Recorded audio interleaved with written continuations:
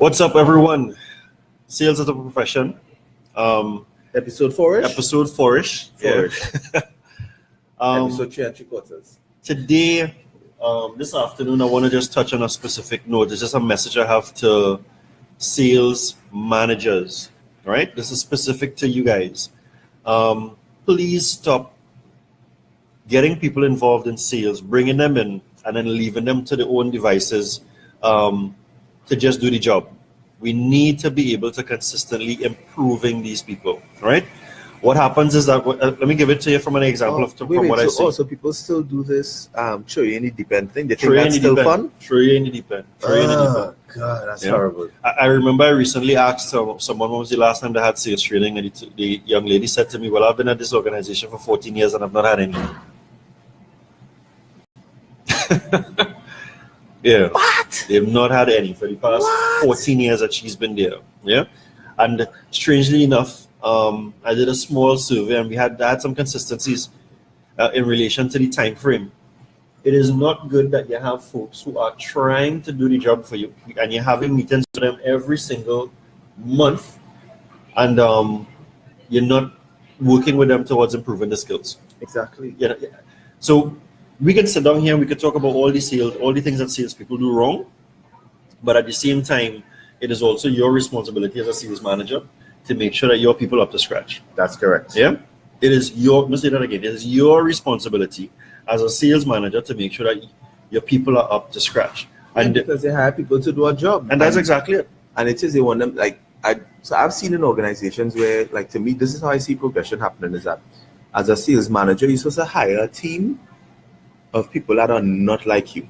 I think I see sales managers of people exactly like that. That's a big mistake. You need to hire people who are different from you because the key thing behind it is that they're able to rely on everybody's strengths. Yeah.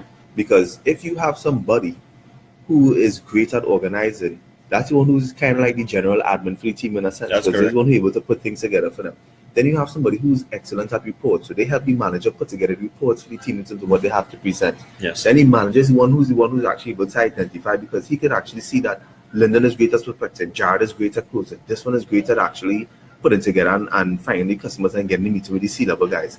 And then they start pushing them on those strengths and want them to develop those to become the pure experts. You don't just leave them like for real. They just in the water and in the pen. They are not being dealt with properly, and you have folks who are, they get frustrated. And that's why they leave. It's your fault. I'll tell you this. I had an executive chairman once tell me, some many years ago, he said, Lyndon, I want you to understand this. When it comes to your team, when they do a good job, it is their win. You don't take anything from them. It is all about them. When you do a bad job, it's your fault. I agree. You understand? When you do a bad job, it's your fault. So at no point in time is any glory for the sales manager. Your job is to help develop people, get them better in terms of what they do. Do specifically that. Yeah, but sales managers, if you're listening to this, remember no matter how it looks, when your team does well, you look good automatically. Yeah, you get the praise. Yeah. You do not need to open your mouth and say shit. Yeah. And you look even better when it is that you actually say, you know what, we got this project or we're able to do this because of this guy. Yeah, that's exactly what nothing about you're supposed to be doing. Acknowledge the team in terms of achieving the goals. Don't say, well, we do. I did. Forget about you. It's not about you. That was the point that the executive chairman was making. There's nothing about this that has anything to do with you, the manager. You need to get your team. And just look at it like this. If you look at international football leagues and you look at the NFL, you look at basketball. When teams don't do well, the first people to leave are the coaches and the managers, not the players. Yeah. So just remember this. It's all about, and I know sometimes, and this may seem harsh, but it's a reality, right? Yes. Sometimes sales managers, they're very guarding them towards themselves, so they may throw a salesperson under the bus, right? That is not the way you're supposed to be doing that. You need to be able to develop an environment. Yeah, boy. Yeah, you need to be able to develop your people, and if something goes wrong, you need to be able to. You need to create a team environment where the feedback and the camaraderie and the initiative, everything else comes out of the team. And I would actually recommend this. I would recommend the book 1 Minute Manager from Ken Blanchard, and then he has another follow-up one called 1 Minute Manager for High Performance Teams from Ken Blanchard. Excellent books. They're not thick, nice, simple reads. Oh, he has one particular line that says, "One of us is not as strong as all of us." So for one of the first things I started to do as a sales manager was get my team to understand purpose. He also has something there that's called perform. Okay. PERFORM. Okay. Right? But it's purpose, empowerment, recognition, PERF, flexibility, optimal performance, rewards, and morale. Nice. If you take all of those and you start implementing it with your team, especially when it comes on to the first two, purpose and empowerment, consistently keep letting the team know this is what we want to achieve. This is what we want to achieve. Those are reinforcements. This is how you play a key role in it. Those are your reinforcements. You can't achieve our purpose. Yep. That's how you bought It's like a rudderless ship. That's what you're there for. You are there to steer the guys individually and collectively as a unit. Correct. And the reason why we have the term boiler room, if you guys have never seen the movie, great movie. It's an excellent movie, by the way, right? And that is a room where everyone was in the same room just making calls. Yep. They were just making calls. So I had one experience like that many years ago where a group of us, we were just making calls. You know what's happening with that? We got really good at making phone calls. For me, they feed off each other.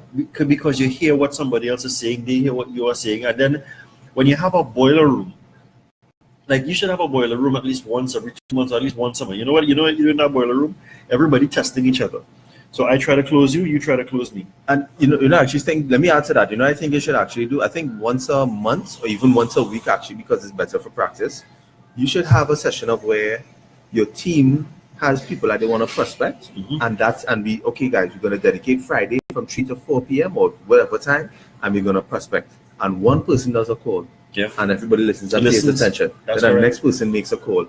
And then at the end of the session, everybody kind of critique each other to understand, okay, I really like how you did this, and I'm going to try this on my other clients. That's correct. And everybody just keeps getting better. That's correct. You need teams get better when they feed off each other. That's why basketball teams, NFL teams, those like Manchester United, and they practice together. The players are going to practice by themselves. And they might do individual things, but as a team, in order to understand how they achieve stuff, is together. And who's there with them? The managers. Yes. The coaching staff. Yep. Right? So that's where the sales manager comes in with the rest of the team, because you need to create an environment where you know that your people and they are up to scratch. Yes. Right? Up to par. I mean, I know that sometimes everybody will get caught up in all the things that we have to do, but if your team isn't sharp, no, let me tell you one of the key things that you're supposed to have with your team.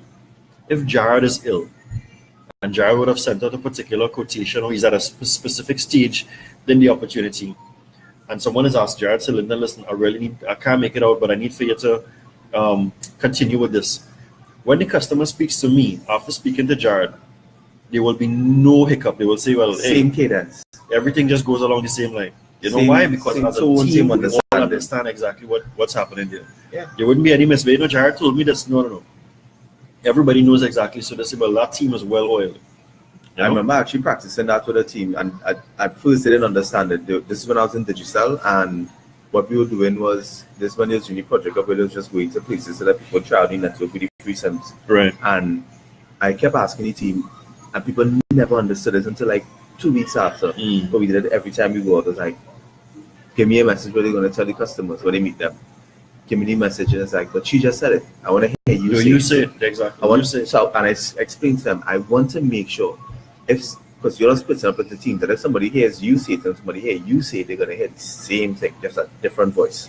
So they understand it. That's going to create a great thing. So I love the boiler room idea. Yeah. I think a lot of companies shy away from it because they look at competition the wrong way. But that's to me, that is to compete internally and to bring up the team to the level. Correct. Because it allows you to see who's shortfalling. Yeah. It allows you to see who can't perform under pressure. It's also an excellent way to build camaraderie and have a team. That's a free way of having a team development session. Thank you. Creative. So as I said, the message was really for sales managers, stop leaving your people out there. If you see someone that's actually struggling, help them identify where the challenges are. It's better to do it sooner than later, because if you do it later, you're going to have performance management. We're going to be having a performance management discussion. But if you're looking at the person and